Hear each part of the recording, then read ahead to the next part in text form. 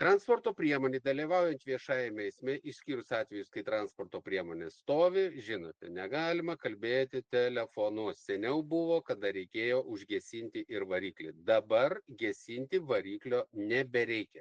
Užtenka, kad transporto priemonė stovi. Iš karto užbėgu tiem, kurie dabar norėtų klausti, ar kai stovi prie raudono šviesoforo, irgi skaitosi kaip stovėjimas. Na ne, mes savokose praėjom, kas yra stovėjimas, kas yra sustojimas. Na, gali būti ir kitokie veiksmai, ne tik telefonas, o kaip dabar čia pavaizduota. Ir telefonas, ir sumuštinis, ir dar kompiuteris, ar ne?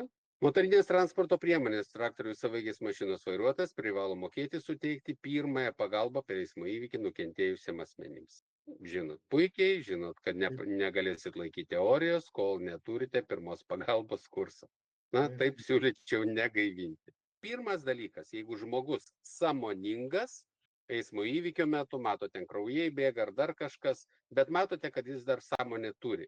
Būtinai prieš pradėdami suteikti pagalbą, dar geriau būtų, kad ir liudininkai girdėtų, būtinai turite užduoti garsiai aišku klausimą. Ar jūs sutinkate, kad aš suteiksiu jums pirmą pagalbą?